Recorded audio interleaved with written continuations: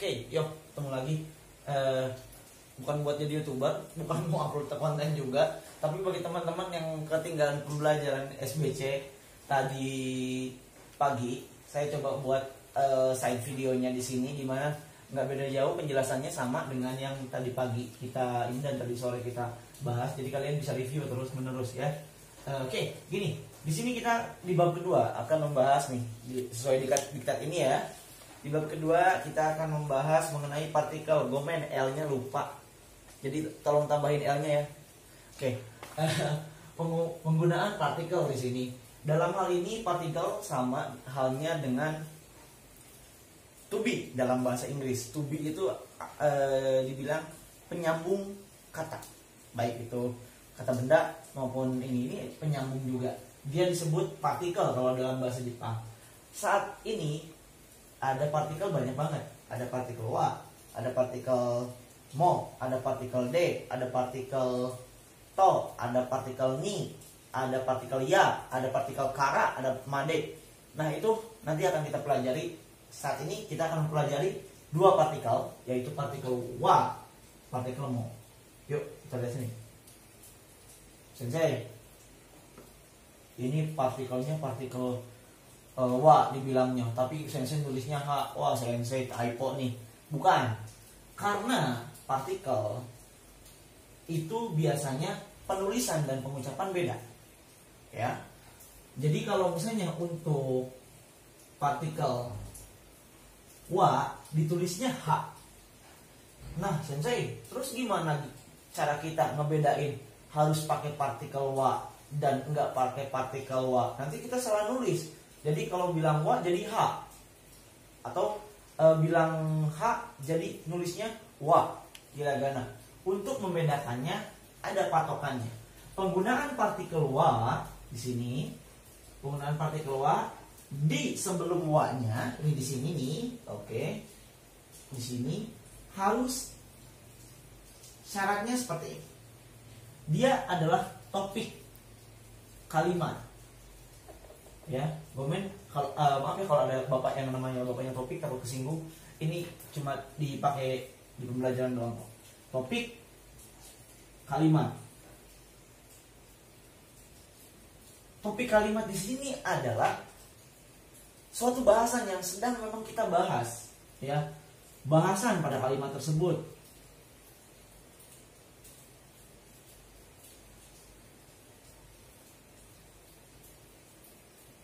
Oke, bahasan pada kalimat tersebut.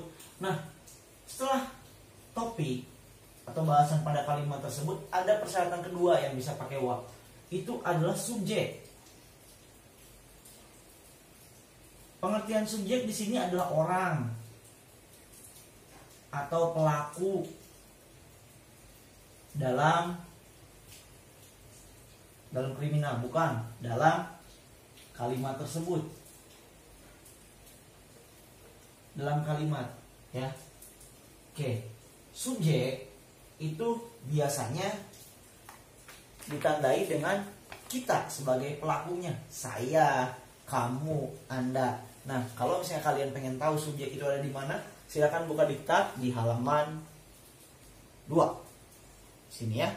Di sini ada saya, watashi, ada watashi tachi, ada anata tachi, kare, atashi, boku, omae, ore. Nah ini subjek. Subjek untuk orang bermacam-macam. Kami sarankan untuk pakai yang resmi, ya.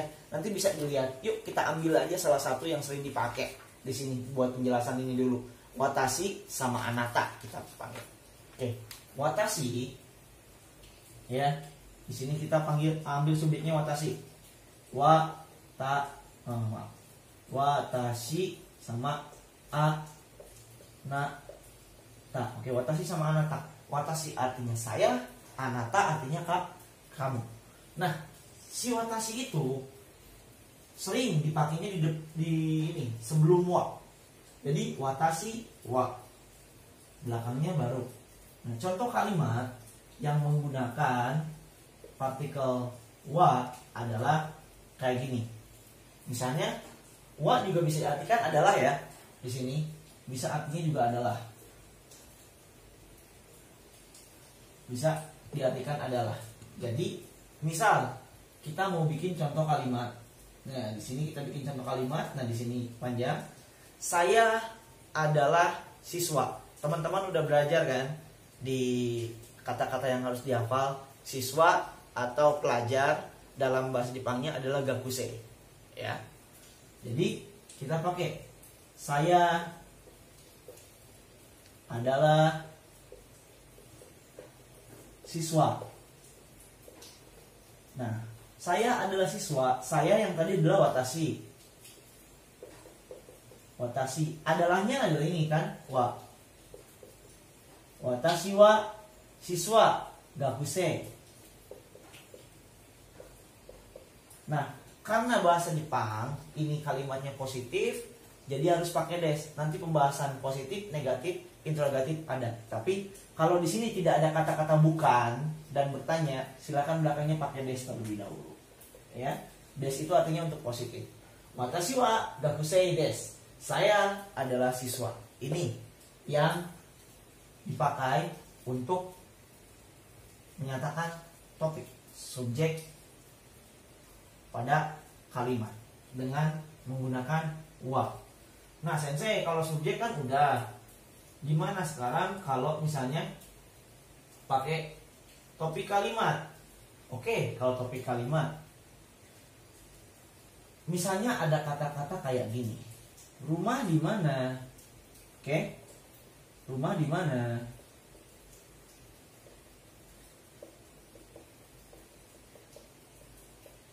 Oke, rumah di mana? Pokok kalimat ini ya, atau topik kalimat ini, topiknya apa? Menanyakan rumah kan? Rumah di mana?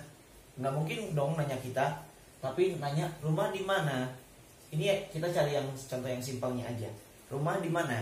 Nah, rumah di mana itu topiknya adalah rumah. Jadi kalian cari rumah itu apa dalam bahasa Jepang. Rumah dalam bahasa Jepang itu ie atau uchi. Jadi silakan pakai ie. Nah, sensei bilang tadi kalau misalnya ini pakai adalah. Tapi di sini kan dia topik, nggak ada adalahnya. Apakah boleh pakai wa? Silahkan, boleh pakai wa. Karena kenapa? Rumah ini menjadi topik. Walaupun tidak ada adalah, boleh dipakai wa. Nah, selanjutnya dokonya itu adalah dimananya itu adalah doko. Karena ini tanya, berarti bukan des, tapi pakainya deska. Ya. Oke, Ume. Pakainya deska. Doko deska. Deska ini untuk bertanya. Yang tadi saya bilang positif des, negatifnya nanti kita bahas. Tapi karena kita di sini nanya des, ka pakainya. Nah, kalau misalnya ini kan rumah di mana? Atau kalau misalnya rumah di Cisarua, Iewa Cisarua des, gitu ya. Bisa tinggal diganti aja. Di mananya pakai tempat kamu. Iewa Cisarua des, Iewa Bogor des, kayak gitu. Ya, ini cara penggunaan wa. Yuk, sebelum kita ke mo, balik lagi sekali lagi kita bahas dari awal mengenai partikel wa ini. Takutnya teman-teman ada yang masih belum ngerti. Spidol, coklat sama hijau selalu saya pakai untuk ngebahas terlebih dahulu. Nah, sekarang untuk review kita akan punya teman baru yaitu spidol biru muda. Ya, kayak tukang taksi. Ya, spidol biru muda ini akan sedikit membantu kalian untuk mereview lagi penjelasan yang saya buat. Oke, penggunaan partikel di sini kita akan menggunakan partikel dalam pembuatan bentuk kalimat dalam bahasa Jepang. Partikel yang akan kita pelajari hari ini adalah partikel wa. Kenapa tidak ditulis wa biasa? Wa gini, ini tidak boleh karena dia adalah bentuknya partikel. Satu ya. Oke. Setelah itu, wa ini bisa diartikan adalah. Bisa diartikan adalah untuk subjek. ya, untuk subjek. Kalau untuk topik kalimat biasanya dia hanya sebagai ciri khas aja. Jadi tidak diartikan adalah, tidak semua wa harus diartikan adalah, tapi dia dicirikan sebagai topik subjek kalimat. Ya, jadi kalimat kata pokok. Oh, kita lagi ngebahas ini, pakai wa. Lagi ngebahas Pak Ujang misalnya, Ujang wa bisa itu, ya. Oke.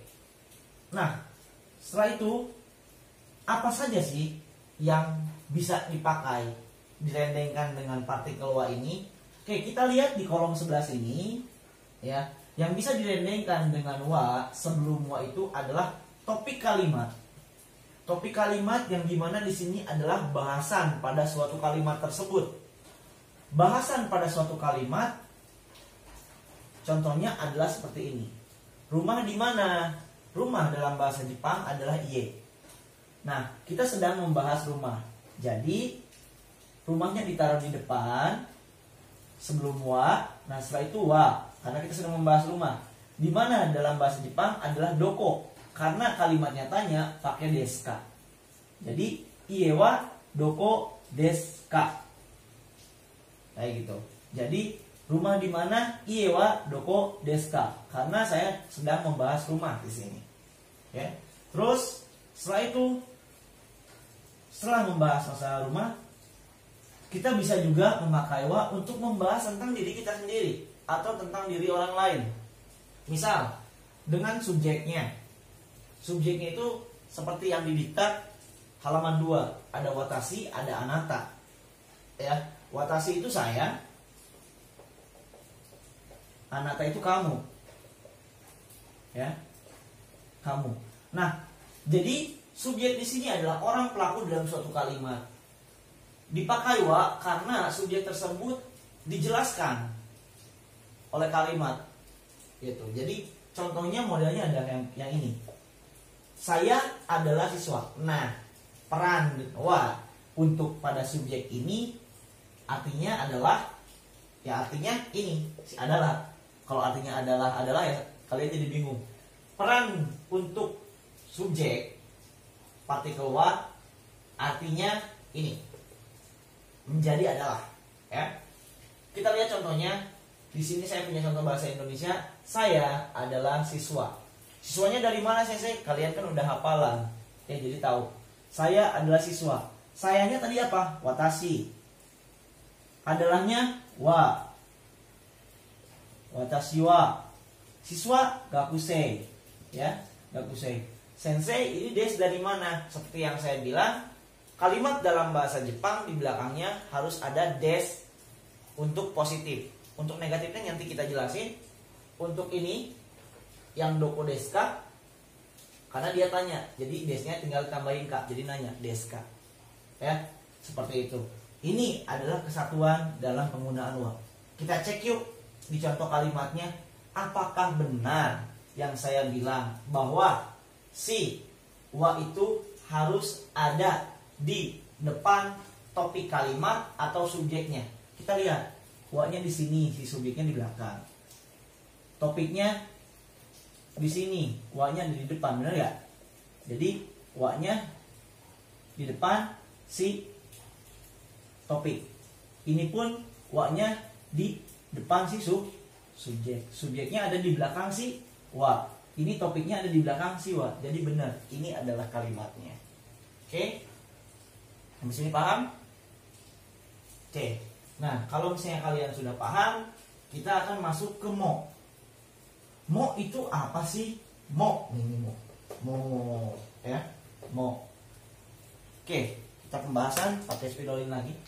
Oke, pembahasan. Untuk mo sendiri sama pada harfiahnya seperti wa. Cuman dia untuk menjelaskan kalimat yang kondisinya sama dan itu tidak dipakai topik kalimat, biasanya banyaknya dipakai subjek. Misalnya, mo itu artinya adalah juga di sini. Contoh kalimat, saya adalah siswa, itu pakai wa. Nah, misalnya kamu ada teman, ada 2 orang, ya. Misalnya saya manggil senpai deh, senpai sini. Ini contohnya. Ya. Misalnya, nih, saya bilang senpai itu posisinya sama kayak saya. Misal, saya adalah siswa. Dia juga siswa kan? Gitu. Saya adalah siswa. Saya adalah siswa. Nah, ini juga misalnya namanya Doni Sang. Sang itu ada kan di dalam buku bahwa untuk saudara, ya, bukan saudara kandung tapi menghormati orang lain. Jadi pakainya Doni Sang. Doni Sang. Ada sensei nggak pakai katakana. Kalau nama nggak apa-apa, ya. Kalau lagi penjelasan biar kalian nggak bingung. Kok Doni Sang sih? Oke, Doni saudara Doni juga siswa. Nah, kalau ada kalimat kayak gini gimana? Nah, di sini kita akan jelasin mau itu. Karena kondisinya sama saya dengan orang tersebut, jadi mau itu dipakai untuk menandakan orang yang selanjutnya. Misal, ini dalam ini ya, dalam konteks pembicaraan ya, didengerin ya. Watashi wa sensei desu. Nah, Doni-san juga akan bilang, kalau posisinya dia sama, dia juga sensei atau guru, dia juga akan bilang, gimana? Watashi mo sensei desu. Ya, watashi mo sensei desu. Jadi posisi atau jabatan dia sama, gitu ya, sama saya. Jadi tinggal mo, yang artinya saya adalah guru dan Doni karena dia guru juga, saya juga guru. Pakai des belakangnya karena positif. Seperti itu untuk kalimatnya. Oke, arigatou. Nah, untuk yang ini, saya adalah siswa. Nih kita lihat sini, bareng-bareng nih. Saya adalah siswa. Berarti kan di sini ada adalah watashi. Adalahnya wa. Siswanya gakusei desu.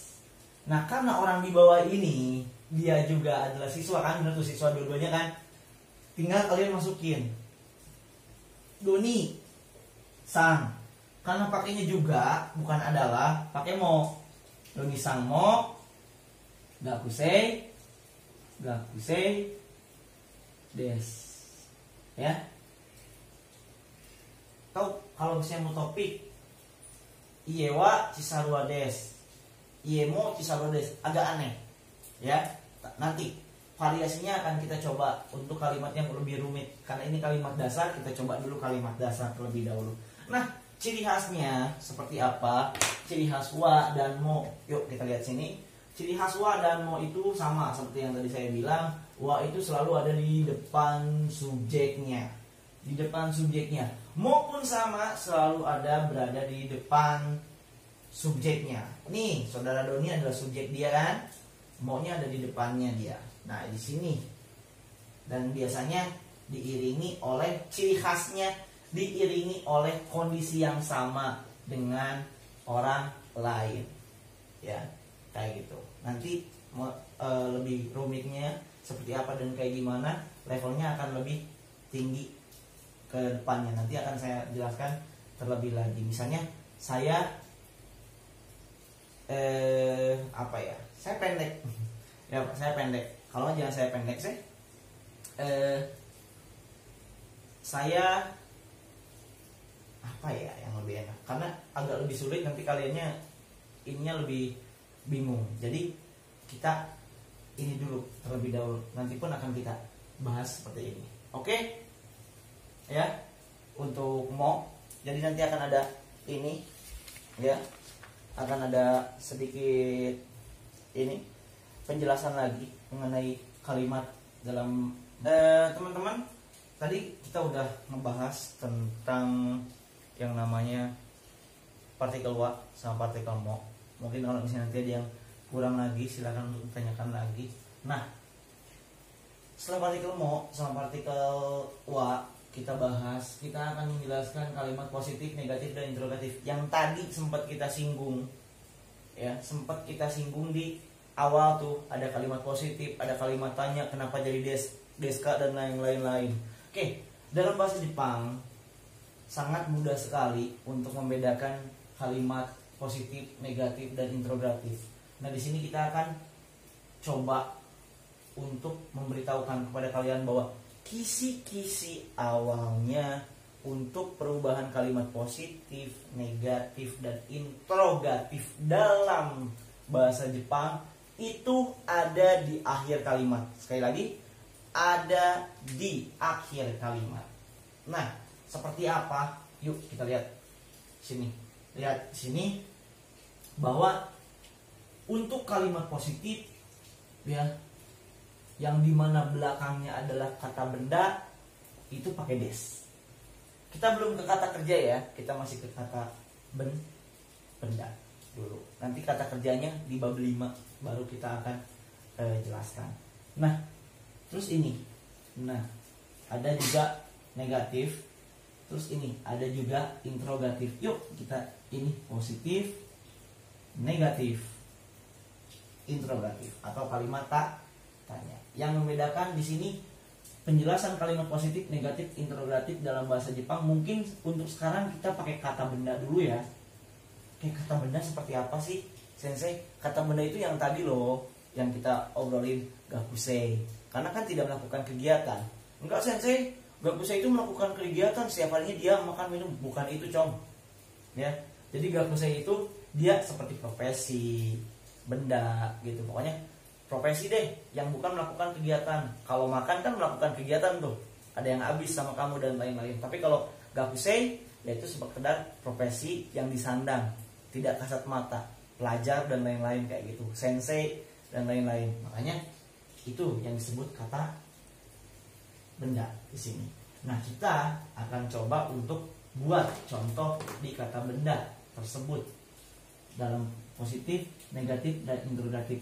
Kita kemarin tadi udah belajar partikel wa, ya kan? Kita nggak pakai mo dulu karena jarang tuh kalau pakai mo. Ya, kita pakai wa belajarnya. Kita belajar pakai wa. Saya akan bikin kalimatnya kayak gini. Saya adalah, adalah apa? Adalah pengajar. Pengajar apa, Sensei? Pengajar kan udah dihafalin di bab 1, makanya harus hafal bab 1. Nyambung ke sini soalnya. Ya, saya adalah pengajar. Ya. Yuk kita rubah ke dalam bahasa Jepang. Sayanya watashi. Adalahnya wa. Pengajarnya kyoshi. Kyoshi nih. Kyoshi. Des. Nah, kalau kalimat positif belakangnya pasti pakai des. Sekarang kita bikin kalimat kedua. Ini positifnya, ini negatifnya. Sensei beda ya? Iya beda. Kalau yang ini positifnya des, di bawah ini dewa arimasen. Salah, Sensei, deha arimasen. Sumimasen, maaf. Untuk yang ini harus istimewa. Jadi dia diistimewakan, bukan deha arimasen tapi dewa arimasen. Yang artinya adalah bukan. Yuk kita bikin contohnya lagi. Saya adalah pengajar. Berarti yang ini saya bukan pengajar. Saya bukan pengajar. Ya. Saya bukan pengajar. Tinggal masukin lagi watashi. Sensei nggak ada adalahnya, nggak boleh pakai des, nggak boleh pakai wa dong. Boleh, karena di sininya kita sedang membicarakan diri kita atau subjeknya si saya ini. Jadi watashi wa kyoshi dewa arimasen, yang artinya saya bukan pengajar. Kalau mau ditambahin adalah kan nggak enak. Saya adalah bukan pengajar. Jadi pakainya saya bukan pengajar. Ya. Untuk kalimat interrogatif, ya, ini ada dua. Ada kalimat interrogatif yang nanya, ya, yang nanya langsung. Ada juga interrogatif yang minta penjelasan, gitu loh. Ada dua nih. Untuk yang nanyanya kayak gini, hanya bilang iya atau enggak, gitu loh. Saya adalah Anda, maaf, salah. Ini kan interrogatif ya. Deska itu boleh diartikan juga apakah.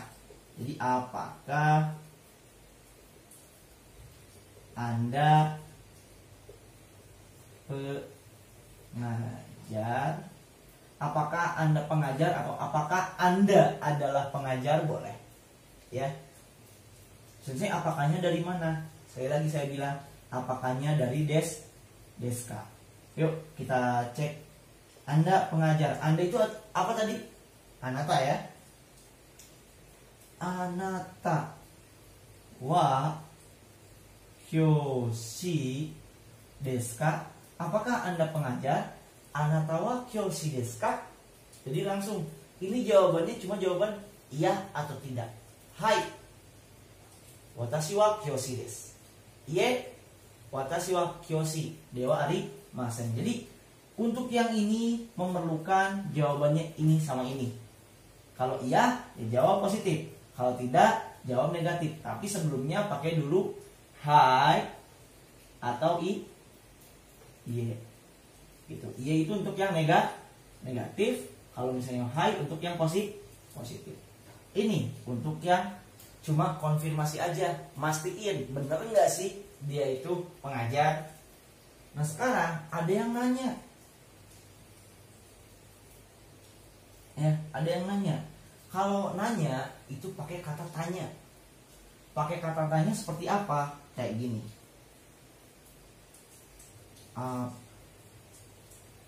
Apakah Anda siapa?